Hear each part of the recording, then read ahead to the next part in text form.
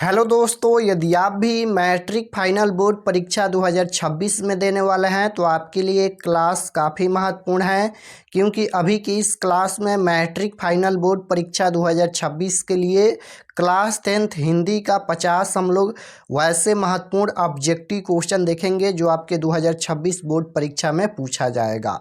तो आप लोग से रिक्वेस्ट है कि आप लोग इस क्लास को पूरा वॉच कीजिएगा।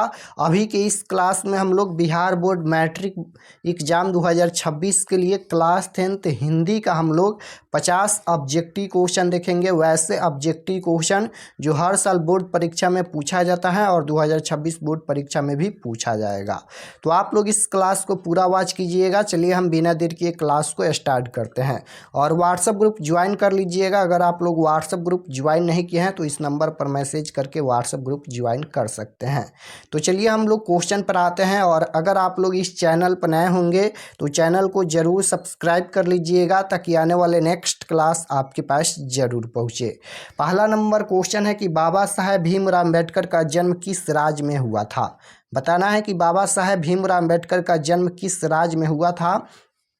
और ये पहला नंबर चैप्टर से प्रश्न पूछा गया है। फर्स्ट चैप्टर है श्रम विभाजन और जाति प्रथा, और श्रम विभाजन और जाति प्रथा पहला चैप्टर हम पढ़ा दिए हैं। तो बाबा साहेब भीमराव अम्बेडकर का जन्म किस राज्य में हुआ था ये पूछा गया है। तो 14 अप्रैल 1891 ईस्वी मध्य प्रदेश में हुआ था। ऑप्शन नंबर डी बिल्कुल राइट आंसर हो जाएगा। फर्स्ट चैप्टर हम पढ़ा दिए हैं श्रम विभाजन और जाति प्रथा, जिनके लेखक हैं बाबा साहेब भीमराव अम्बेडकर। जन्म कब हुआ था? 14 अप्रैल 1891 ईस्वी मध्य प्रदेश में जन्म हुआ था।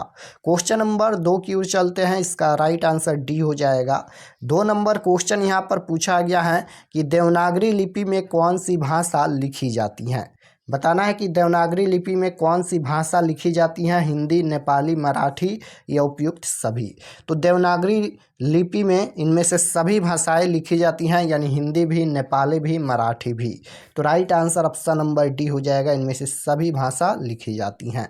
क्वेश्चन नंबर 3 पूछा गया है कि बहादुर कहाँ का रहने वाला था।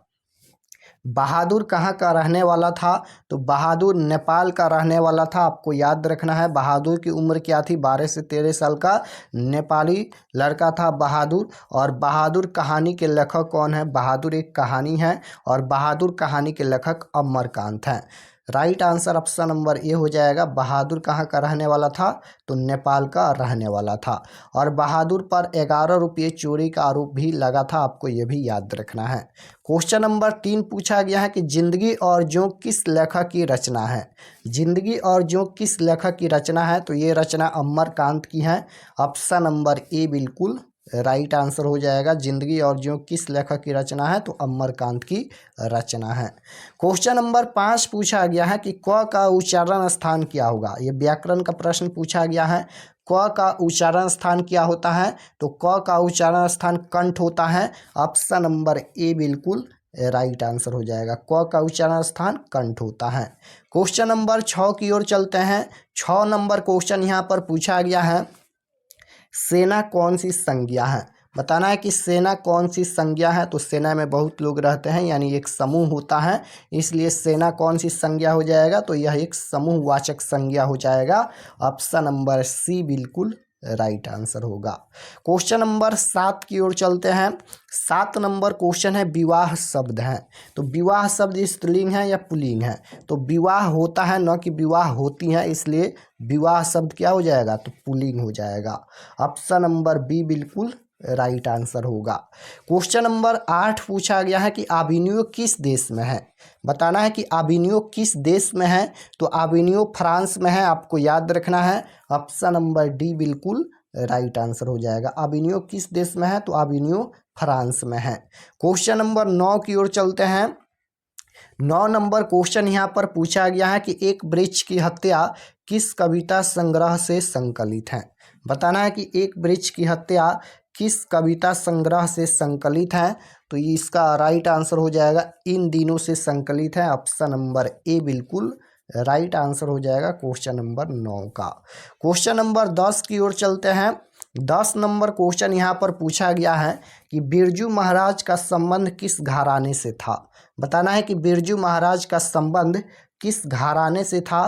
तो आपको याद रखना है लखनऊ घराने से था। ऑप्शन नंबर यहाँ पर ए बिल्कुल राइट आंसर हो जाएगा क्वेश्चन नंबर 10 का। क्वेश्चन नंबर 11 की ओर चलते हैं। 11 नंबर क्वेश्चन यहाँ पर पूछा गया है, श्रम विभाजन और जाति प्रथा के लेखक कौन है? तो श्रम विभाजन और जाति प्रथा ये पहला नंबर चैप्टर है। पहला नंबर चैप्टर श्रम विभाजन और जाति प्रथा है और इसके लेखक कौन है? तो भीमराव अंबेडकर हैं। ऑप्शन नंबर बी बिल्कुल राइट आंसर हो जाएगा। क्वेश्चन नंबर 12 पूछा गया है कि श्रम विभाजन और जाति प्रथा की साहित्य की कौन सी विधा है? तो श्रम विभाजन और जाति प्रथा क्या है? तो यह एक निबंध है। ऑप्शन नंबर सी बिल्कुल राइट आंसर हो जाएगा। क्वेश्चन नंबर 13 पूछा गया है कि संतू मछली लेकर क्यों भागा? ये मछली कहानी से क्वेश्चन पूछा गया है। मछली कहानी के लेखक कौन है? विनोद कुमार शुक्ल हैं। तो संतू मछली लेकर क्यों भागा? तो संतू मछली लेकर भागा कुएं में डालने के लिए।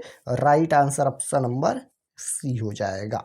क्वेश्चन नंबर 14 पूछा गया है कि भारतीय संविधान के निर्माता के रूप में हम किन्हें जानते हैं? तो भारतीय संविधान के निर्माता के रूप में हम भीमराव अंबेडकर को जानते हैं। Right answer option number B हो जाएगा। क्वेश्चन नंबर 15 पूछा गया है कि मछली पाठ के लेखक कौन है?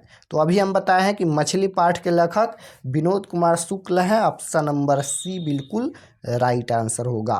क्वेश्चन नंबर 16 पूछा गया है कि प्रेम वाटिका किसकी रचना है? प्रेम वाटिका किसकी रचना है? तो प्रेम वाटिका ये रसखान की रचना है। ऑप्शन नंबर ए बिल्कुल राइट आंसर हो जाएगा। प्रेम वाटिका किसकी रचना है? रसखान की रचना है। क्वेश्चन नंबर 17 पूछा गया है कि काल के कितने भेद होते हैं? व्याकरण का क्वेश्चन है, काल के कितने भेद होते हैं? तो काल के 3 भेद होते हैं, भूतकाल, भविष्यकाल, वर्तमान काल। भूतकाल जो बीत गया, भविष्यकाल आने वाला काल हो गया और वर्तमान काल जो अभी चल रहा है। तीनों आपको याद रखना है। तो काल के कितने भेद होते हैं? तो 3 भेद होते हैं। ऑप्शन नंबर सी बिल्कुल राइट आंसर होगा। नाम भी याद रखना है, भूतकाल, भविष्यकाल, वर्तमान काल। क्वेश्चन नंबर 18 की ओर चलते हैं। 18 नंबर क्वेश्चन है, मगम्मा मिठाई किसके लिए ले जा रही थी? मगम्मा मिठाई किसके लिए ले जा रही थी? तो अपने पोता के लिए ले जा रही थी। ऑप्शन नंबर ए बिल्कुल राइट आंसर हो जाएगा। क्वेश्चन नंबर 19 पूछा गया है कि इबादत का अर्थ है। तो इबादत का क्या अर्थ होता है? तो इबादत का अर्थ होता है उपासना। ऑप्शन नंबर ए बिल्कुल राइट आंसर हो जाएगा, उपासना होता है। क्वेश्चन नंबर 20 नंबर क्वेश्चन है कि नागरी लिपि पाठ के लेखक कौन है? बताना है कि नागरी लिपि पाठ के लेखक कौन है। तो आपको याद रखना है कि नागरी लिपि पाठ के लेखक कौन है? तो गुणाकर मूल्य है। ऑप्शन नंबर बी बिल्कुल राइट आंसर हो जाएगा। क्वेश्चन नंबर 21 की ओर चलते हैं। 21 नंबर क्वेश्चन यहाँ पर पूछा गया है कि 20 के दांत कहानी का प्रमुख पात्र कौन है? 20 के दांत एक कहानी है, आपको याद रखना है। 20 के दांत कहानी के रचयिता कौन है? तो नलिन बिलोचन शर्मा जी हैं और ये दूसरा नंबर चैप्टर है 20 के दांत। तो 20 के दांत कहानी का प्रमुख पात्र पूछा गया है। तो देखिए 20 के दांत कहानी में सेन साहब भी हैं, खोखा भी हैं, मदन भी है और गिरधर भी हैं, लेकिन पूछा गया है कि प्रमुख पात्र कौन है? तो प्रमुख पात्र खोखा है। ऑप्शन नंबर बी बिल्कुल राइट आंसर हो जाएगा, खोखा। क्वेश्चन नंबर 22 की ओर चलते हैं। 22 नंबर क्वेश्चन यहाँ पर पूछा गया है कि सेन साहब की नई मोटर कार किस रंग की थी? तो सेन साहब की नई मोटर कार जो थी वह काली रंग की थी और कितने की थी ये भी पूछा जाता है। काली रंग की थी और 7,500 की थी, ये भी आपको याद रखना है। Right answer option number D हो जाएगा। क्वेश्चन नंबर 23 पूछा गया है कि 20 के दांत कहानी के रचयिता कौन है? तो 20 के दांत कहानी के रचयिता नलिन बिलोचन शर्मा जी हैं। ऑप्शन नंबर सी बिल्कुल राइट आंसर हो जाएगा। क्वेश्चन नंबर 24 पूछा गया है कि अनुज शब्द में उपसर्ग है। व्याकरण का क्वेश्चन पूछा गया है, अनुज शब्द में कौन सा उपसर्ग है? तो उपसर्ग किसी भी शब्द के पहले जुड़ता है, तो अनुज में अनु उपसर्ग जुड़ा है। ज यहाँ पर ये मूल शब्द है, अनुज में अनु उपसर्ग जुड़ा है। तो राइट आंसर क्या हो जाएगा? अनु। ऑप्शन नंबर डी में दिया गया है, अनु उपसर्ग होगा। क्वेश्चन नंबर 25 पूछा गया है कि बहादुर पर चोरी का आरोप कौन लगाता है? तो बहादुर पर चोरी का आरोप कौन लगाता है? तो निर्मला के रिश्तेदार लगाते हैं। ऑप्शन नंबर डी बिल्कुल राइट आंसर हो जाएगा। और कितने रुपये चोरी का आरोप लगा था? 11 रुपये, ये भी आपको याद रखना है। क्वेश्चन नंबर 26 पूछा गया है कि शिक्षा और संस्कृति पाठ के लेखक कौन है। तो शिक्षा और संस्कृति पाठ के लेखक महात्मा गांधी हैं। ऑप्शन नंबर बी बिल्कुल राइट आंसर हो जाएगा। शिक्षा और संस्कृति पाठ के लेखक कौन है? महात्मा गांधी। क्वेश्चन नंबर 27 पूछा गया है कि सीता के बेटे ने सीता को कितने रुपये महामारी खर्च देने का निर्णय लिया। तो 50 रुपये right answer option number B हो जाएगा। क्वेश्चन नंबर 28 पूछा गया है रसखान किसके भक्त थे। बताना है कि रसखान किसके भक्त थे। तो रसखान जो हैं वह कृष्ण के भक्त थे। ऑप्शन नंबर ए बिल्कुल राइट आंसर हो जाएगा, कृष्ण के भक्त थे। क्वेश्चन नंबर 29 पूछा गया है होनहार में कौन सा प्रत्यय है। अब यहाँ पर बताना है कि होनहार में कौन सा प्रत्यय है। तो होनहार में प्रत्यय बताना है। तो प्रत्यय किसी भी शब्द के लास्ट में जुड़ता है। तो होनहार में हार प्रत्यय जुड़ा है। ऑप्शन नंबर बी बिल्कुल राइट आंसर हो जाएगा। होनहार में हार प्रत्यय जुड़ा है। क्वेश्चन नंबर 30 की ओर चलते हैं। 30 नंबर क्वेश्चन यहाँ पर पूछा गया है संधि के कितने भेद हैं। अब यहाँ पर संधि के भेद पूछा गया है। तो संधि के भी 3 भेद होता है। ऑप्शन नंबर सी बिल्कुल राइट आंसर हो जाएगा। क्वेश्चन नंबर 31 पूछा गया है कि सुजान सागर किनकी रचना है। तो सुजान सागर ये घानानंद की रचना है। Option number D right answer हो जाएगा, घानानंद की। क्वेश्चन नंबर 33 पूछा गया है हिरोशिमा किस देश में है। बताना है कि हिरोशिमा किस देश में है। इटली में, जापान में, फ्रांस में या जर्मनी में। तो हिरोशिमा किस देश में है। तो हिरोशिमा जो है वह जापान में स्थित है। ऑप्शन नंबर बी बिल्कुल राइट आंसर हो जाएगा, हिरोशिमा जापान में है। क्वेश्चन नंबर 34 पूछा गया है कि कुंवर नारायण द्वारा रचित कविता कौन है। कुंवर नारायण द्वारा रचित कविता कौन है। तो कुंवर नारायण द्वारा रचित कविता एक वृक्ष की हत्या है। ऑप्शन नंबर डी बिल्कुल राइट आंसर हो जाएगा। क्वेश्चन नंबर 35 है कि लंबोदर शब्द कौन सा समास है। तो लंबोदर यहाँ पर यह एक बहुब्रीहि समास है, आपको याद रखना है। ऑप्शन नंबर बी बिल्कुल राइट आंसर हो जाएगा। लंबोदर कौन सा समास है? बहुब्रीहि समास है। क्वेश्चन नंबर 36 की ओर चलते हैं। 36 नंबर क्वेश्चन है चोर शब्द का विलोम क्या होगा। तो विलोम शब्द मतलब होता है उल्टा शब्द। तो यहाँ पर चोर का उल्टा क्या हो जाएगा? साधु। ऑप्शन नंबर डी बिल्कुल राइट आंसर हो जाएगा। क्वेश्चन नंबर 37 पूछा गया है हमारी नींद कविता में नींद किसका प्रतीक है। तो हमारी नींद कविता में नींद आलस का प्रतीक है। ऑप्शन नंबर बी बिल्कुल राइट आंसर हो जाएगा। क्वेश्चन नंबर 38 पूछा गया है कि उगते हुए सूरज का देश किसे कहा जाता है। बताना है यहाँ पर कि उगते हुए सूरज का देश किसे कहा जाता है। तो उगते हुए सूरज का देश जापान को कहा जाता है। ऑप्शन नंबर ए बिल्कुल राइट आंसर हो जाएगा। क्वेश्चन नंबर 39 पूछा गया है कि हमारी नींद किसकी रचना है। तो हमारी नींद ये बीरन डंगवाल की रचना है। ऑप्शन नंबर डी बिल्कुल राइट आंसर हो जाएगा। क्वेश्चन नंबर 39 है कि निम्न में भावाचक संज्ञा कौन है।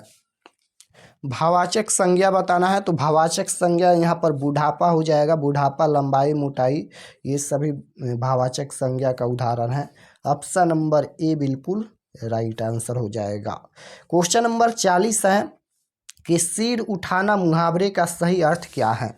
तो सिर उठाना मुहावरे का अर्थ होता है विरोध में खड़ा होना। Right answer option number C हो जाएगा। क्वेश्चन नंबर 41 पूछा गया है कि निम्न में कौन अशुद्ध शब्द है। बताना है कि निम्न में कौन अशुद्ध शब्द है।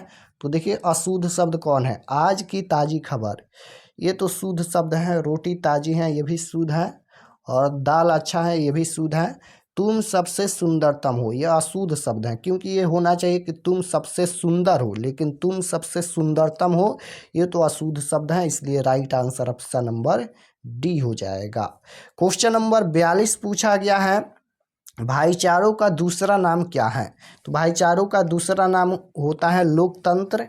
ऑप्शन नंबर ए बिल्कुल राइट आंसर हो जाएगा, लोकतंत्र। क्वेश्चन नंबर 43 है और रगम्पा कौन था। तो रगम्पा जुआरी किस्म का व्यक्ति था। ऑप्शन नंबर बी बिल्कुल राइट आंसर हो जाएगा।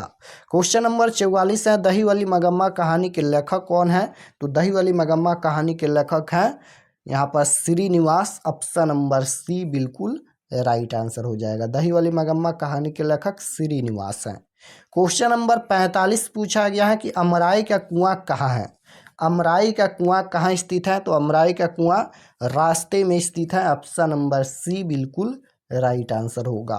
क्वेश्चन नंबर 46 पूछा गया है शादी के बाद मगम्मा का कौन अपना अलग रहता है, तो राइट आंसर हो जाएगा बेटा ऑप्शन नंबर ए।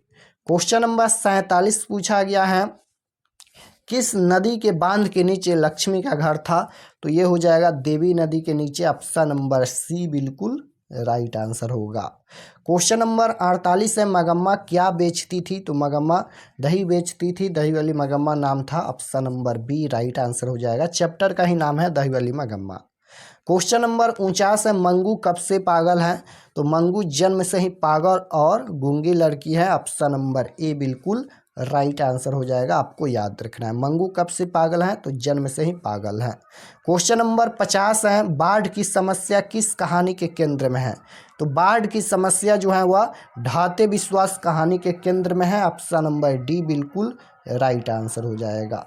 तो इस क्लास में हम लोग टोटल 50 क्वेश्चन देखे हैं। आप लोग कमेंट में बताइए कि आपका कितना प्रश्न सही हुआ।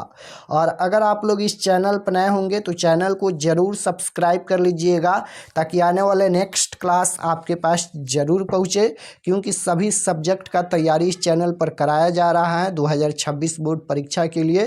तो आप लोग चैनल को सब्सक्राइब करके और आप लोग सभी क्लास को ज़रूर ज्वाइन कीजिए, क्योंकि अभी से तैयारी करेंगे तो तैयारी आपका मजबूत होगा, अच्छा नंबर आएगा।